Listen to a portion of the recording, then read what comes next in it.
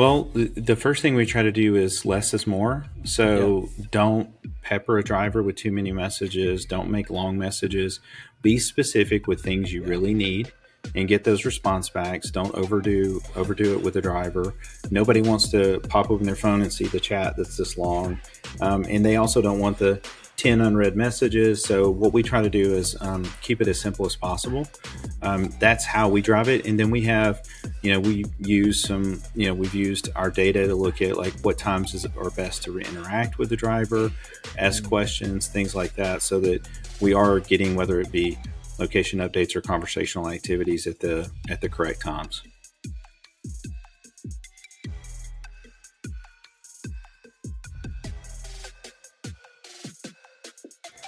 Welcome to the ThinkFreight podcast. I'm your host, Thomas Wording, and it's my pleasure to have Ryan Rogers. He's the founder of TextLocate. Ryan, welcome to the ThinkFreight podcast. I appreciate you coming on. Yeah, thanks for having me.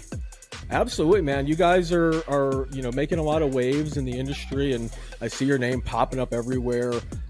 So definitely wanted to have you on, talk about TextLocate. You were also at the TIA Shark Tank earlier this year, so I want to dive into that a little bit, talk about kind of that experience and that process. But we'll kind of jump right in, Ryan, and kind of dive into your background, who you are, and kind of what your path was to get into the freight and logistics industry.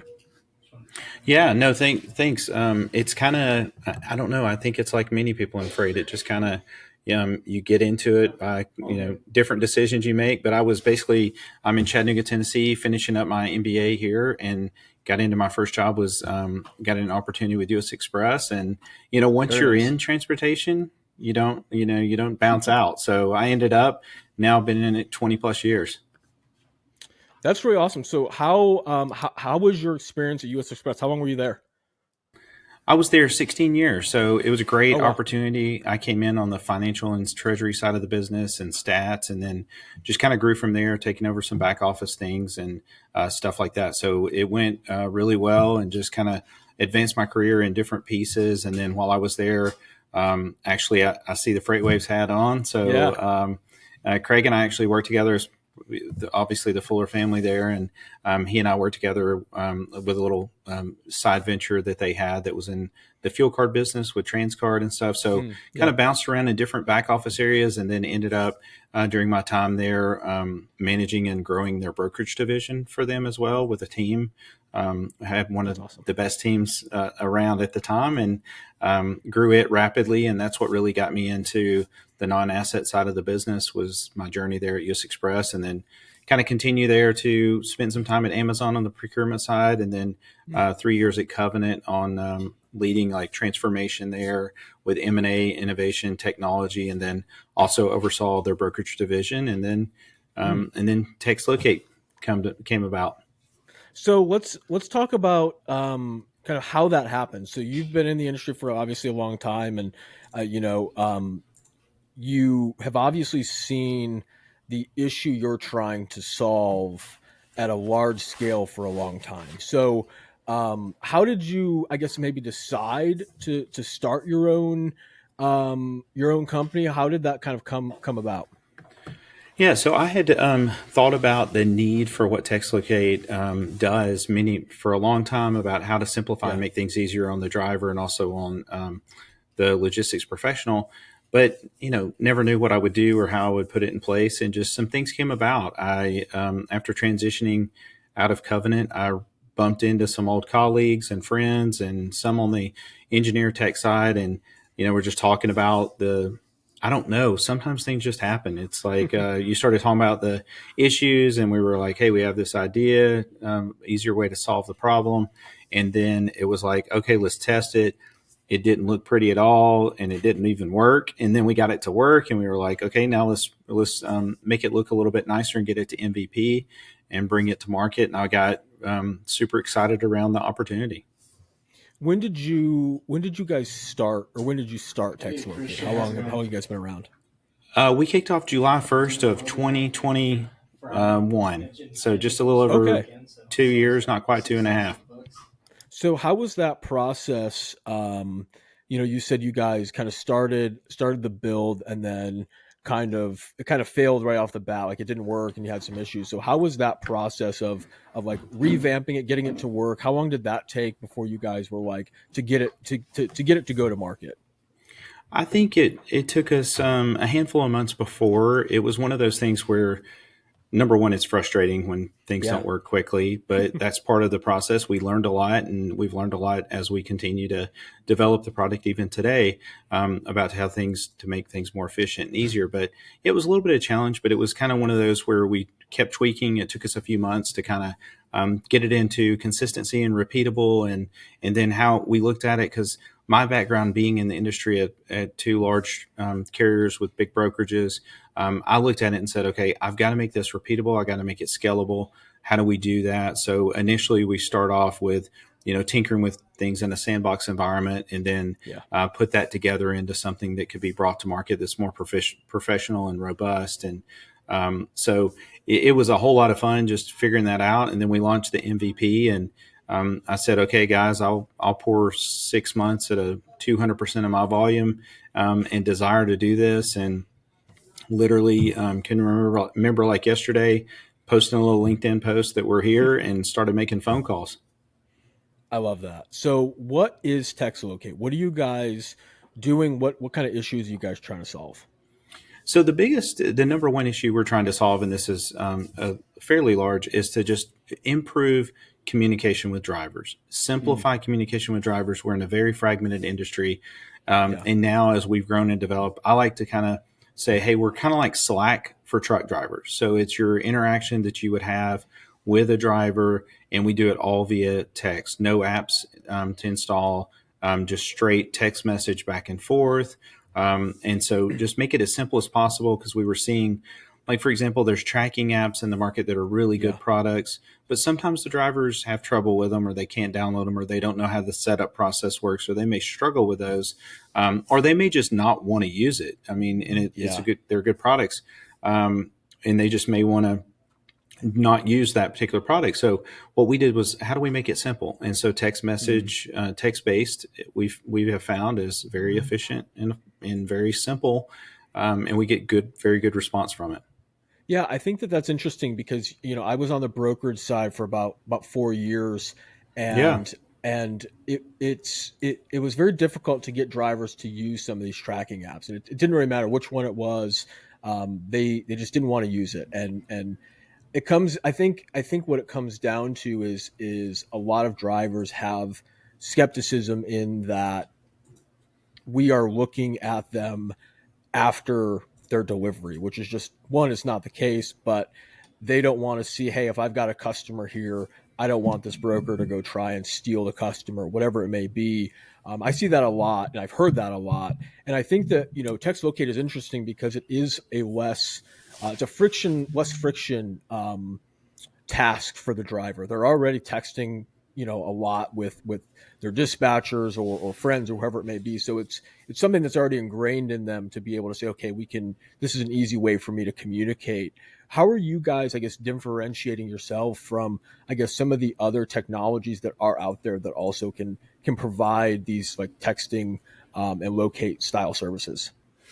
Yeah. So, well, number one, we were early to the market. Kind Mm, of brought this to market. There was a couple of TMS pieces that had some piece of what we do, but we're right. expanding that. I think what's different about us is that all we do is live, eat, sleep, and breathe texting. Like, how do we just Yeah. make it easier for drivers? Any piece of the equation. Also, the fact is we're totally 100% in logistics and supply chain. So Mm, that's the only market we're doing. So we're not focused on 5 or 10 different areas or markets. We're right. on one market specifically. What are your needs? What are your issues? How do we resolve those? And most of us are ex freight brokers, so we spend a day Mm, in the life, and we talk to drivers and find out what their needs are. So I think that's a big differentiating factor with us, is the specific that we stay niche in the industry. We're staying niche in what we do. We're not trying to be everything to everybody. And we're also trying to, like, for example, we're not trying to go to the market to disrupt or displace the apps. yeah. We like the apps. We understand the apps are really, really good products. What we're trying to do is disrupt the phone call. Why make phone Mm, calls to drivers that's unnecessary?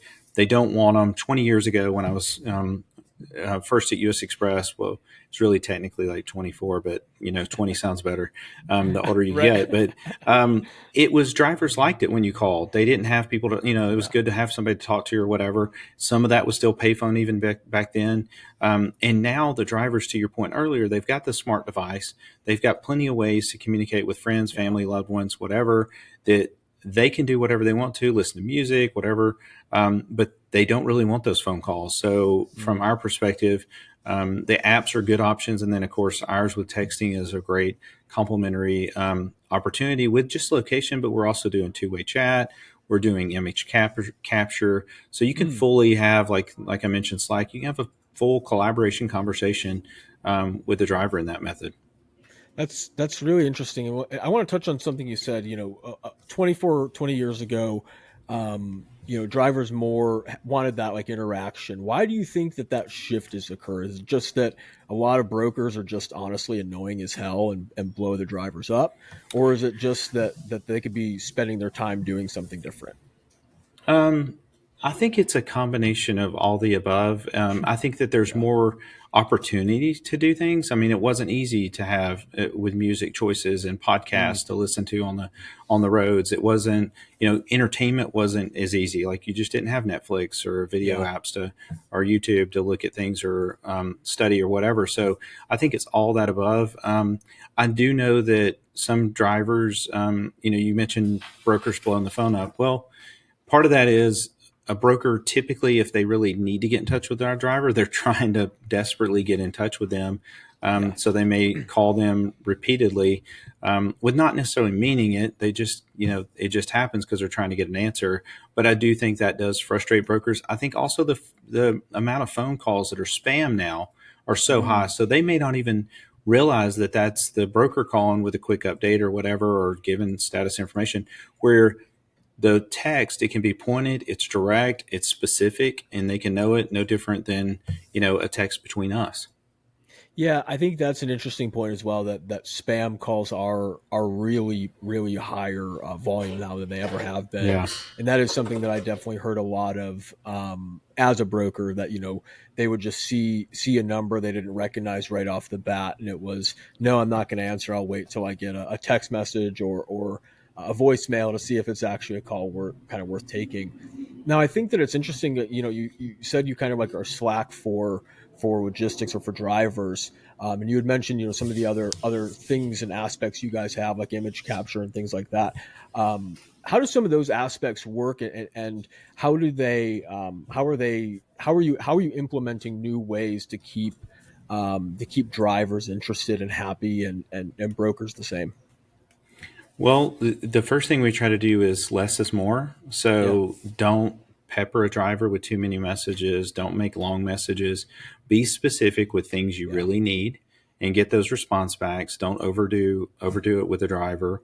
Nobody wants to pop open their phone and see the chat that's this long, and they also don't want the 10 unread messages. So what we try to do is keep it as simple as possible. That's how we drive it, and then we have we use we've used our data to look at like what times are best to interact with the driver, ask Mm. questions, things like that, so that we are getting, whether it be location updates or conversational activities, at the correct times. Yeah, I think that that's definitely a good point because it can be some of those things that especially if you're newer in the industry, you may just be like, oh, let me go ahead and do this real quick. But if you've got some of those reminders, okay, or those best practices, maybe it's like, hey, you may not want to contact this driver after XYZ because they may be asleep or it may be a break time. So I think that's interesting that you guys can kind of help with that too. Let me ask you this: I think it's interesting. Why did you decide to go this direction with what you decide to do, right? Like, was it just you saw that need, you saw that market, and you were just like, I can build a product, I can build something that can fill this, or was it just something that just kind of happened more naturally? Probably three ways. I think Mm. naturally it kind of came together. I think, yes, I saw the need there. And then the other thing is I'm a finance guy by heart Mm. originally, but I'm also been through operations. So if somebody ask me kind of define yourself from a career standpoint, is finance and operational experience with I call it an entrepreneurial spirit. So I've always had that Mm, desire to build something myself. I've helped build inside of other companies, and right. I don't know. After 20 plus years in the corporate America, I had great people I worked with, great team members, but I just, for whatever reason, with the timing and right after COVID and the technology and the tools that we have today, I just had that desire to really start something on my own and really go for it and have the moment to build a team on my my own team and build a product that's really it. I love the industry. Yeah. Love the people in it. I get talking about TextLocate and demos and stuff, and I'm on the calls, and before you know it, I'm talking about their business and what's going on with freight, and just because I love it so much. So Yeah. having that as having a technology tool that is scalable, that we can deliver product to somebody that has one or two reps, all the way up to Mhm. multi-billion-dollar companies. It's a really nice opportunity and option to have that and stay relevant and stay in the industry, and then always trying to make the technology more efficient and effective. When you guys started, how large or how small was the team, and how's growth been? How big's the team now? Yeah, so day one, me, my couple of partner engineers, kind of just doing it a little bit to make it work. Is Yeah, kind of how we started, and we've grown love from that. that to now we're 10 people strong, and that's really I love probably that. a good number for us. I mean, we can do a lot. Everything about our product can be self-enrolled, so we're still making obviously lots of sales calls. So half Yeah. that team is roughly sales, and then customer support.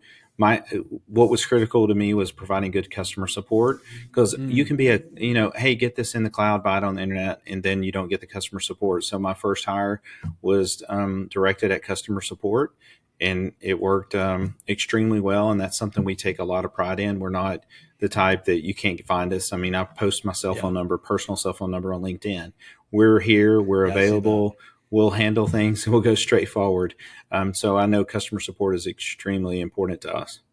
Yeah, I think that that's also a very good point, because there are a lot of um, tech companies, more broadly speaking, that, like you said, they do offer really bad tech support and bad just customer support in general. So I think that's a good angle to take, especially in this field.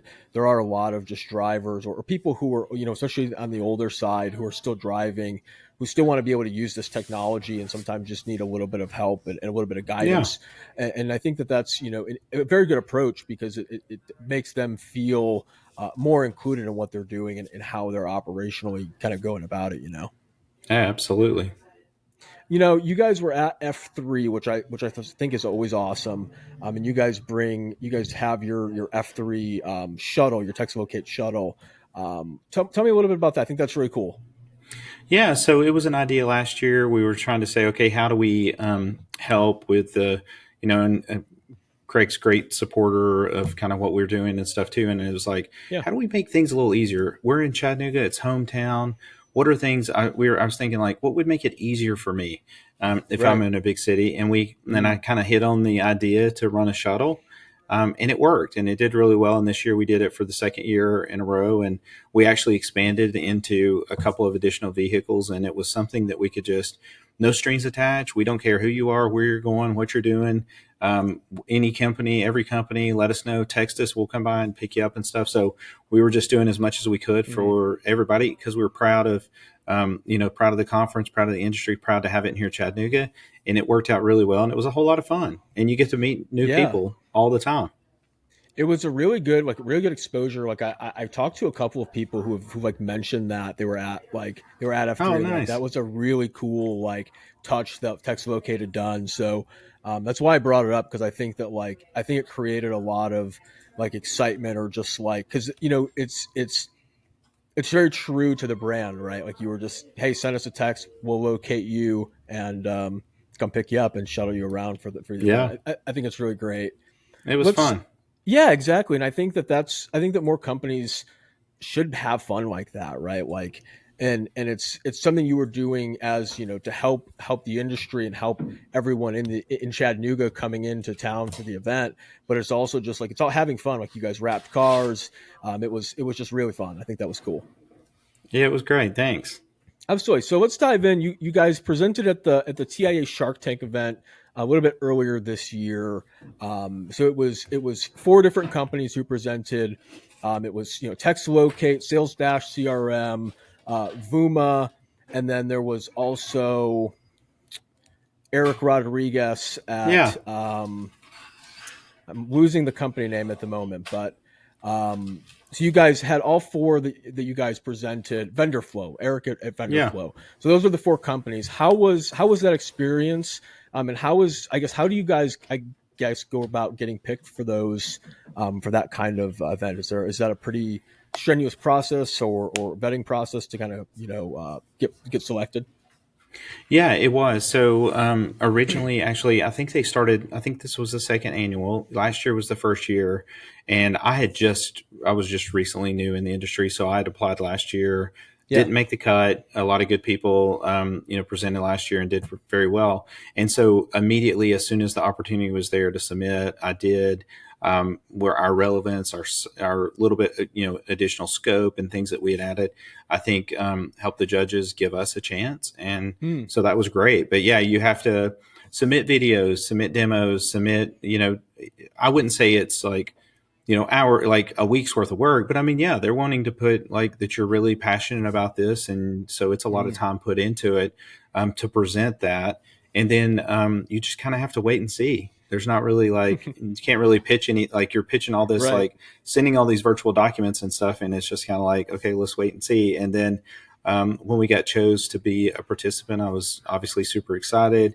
This year's was in San Diego, so it was a great Oh event to be yeah. able to be there. And you're, you, I mean, the Shark Tank thing. I mean, you're a little nervous. It's only 5 minutes, so you got to like spit it out and go quick. Right. So you have to put together all your presentation documents, your speaker notes, all that kind of stuff. But I loved it. I had a great time with it, and it was a really, really good experience. Yeah, I heard from a couple of the other participants that I've also had on the show that it was just a really awesome experience, and I think everyone I talked to said they were all a little bit nervous too because it was just like you're in a room full of all these people, you're presenting, you're passionate about your product and you don't want to screw it up and you don't want to look stupid in front of everyone, but everyone was like as soon as you get like that 1 minute into it, or even 30 seconds into it, you kind of get locked in and you're like kind of zone out and you kind of just talk about what you know and what you love and what you prepared. And let me ask you this: how was the event? How did Text Locate come out and everything? What were the results like? And would you do it again?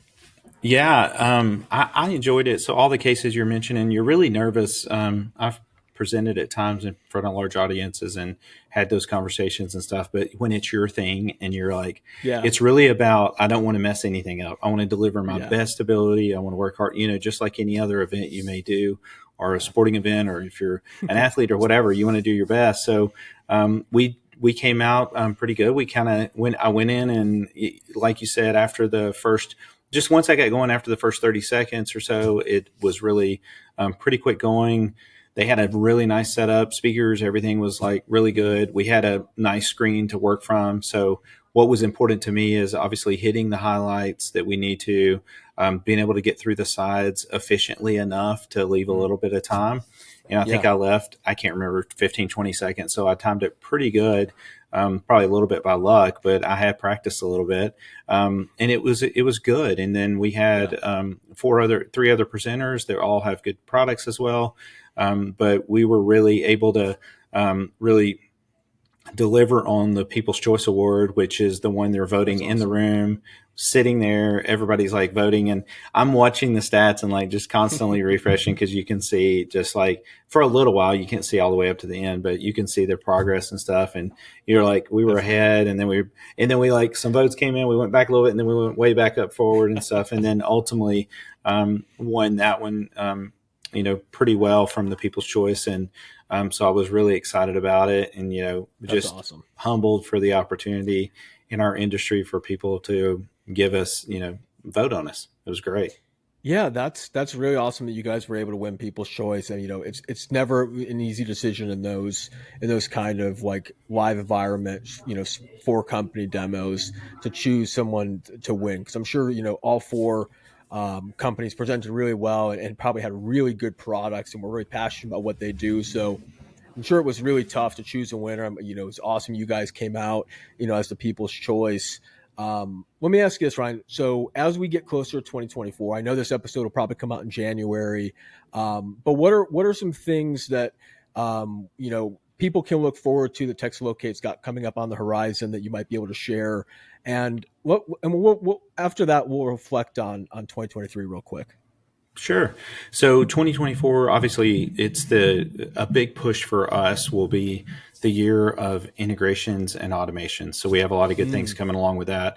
The more we can integrate with more TMS providers and TMS systems and other channels, that's a big deal for us. And creating automational events, we just want to be a superpower. We can really effectively manage and help with just simple tasks that we can constantly trickle out in a very authentic and automated method.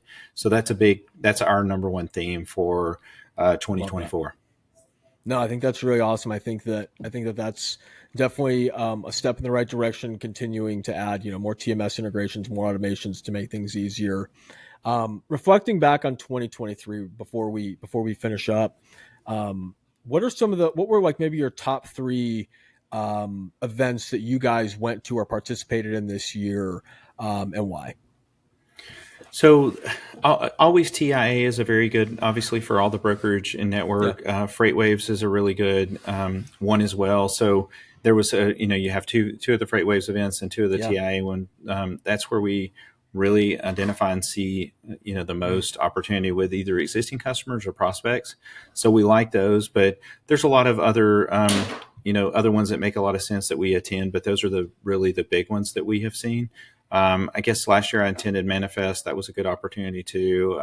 Good crowd there. Yeah. And so the events are where some of the TMS events, like McLeod has one of the really, really good event. It's very family. It feels like a big family, kind of friendly. So that's a really good event too. So the events we go to, we've had really good success with those, being genuine and just having conversations with people, and it's worked out really well.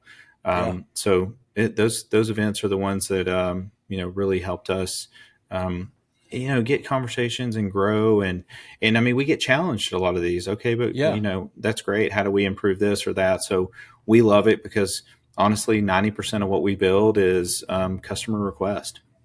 I love that. A lot of people, as these big events roll around, you see a lot of, bashing some of the events or the attenders for, hey, you're spending a lot of money going to these events and presenting at these events. But like you said, there's a lot of value in going to these events, meeting people in person, making those interpersonal connections, being able to just talk about your product, being able to present it and hear other people's feedback, whether that's good feedback or bad feedback. It's good to have that customer relationship or just that interpersonal relationship to understand what the market is looking for, what the market dictates. And I think if you're kind of not going to, a couple industry events a year to just kind of make friends, feel out the waters, I think you might be kind of missing the boat in some aspects. Yeah, absolutely. Ryan, I appreciate your time, coming on the show today. I know you're a very busy guy. So thank you again. So let me ask you this, where can people check you out? Where can people find TextLocate if they're looking to learn more or find out more about the product? Yeah, well, thanks for having me on. I always enjoy this. Really, really appreciate it. So we're pretty easy to find. You can just hit us at textlocate.com. From there, also just TextLocate on LinkedIn. It's pretty easy to find. We've got on our website, it's easy to set a demo and book it there and see some of the demos that we've already recorded. You can see a live one there, but we'd love to give you a demo and kind of customize and have the conversation around really what are your needs and so that we can address those and say, okay, how can TextLocate help with those? I love that. We'll have all of Ryan's links and TextLocate's links in today's show notes or down in the description. If you guys like today's show, make sure you like and review. And don't forget to check out our newsletters. Those do drop on Monday and Wednesday, thinkfreight.io. We'll catch you guys in the next episode. Thanks again, Ryan. Thank you.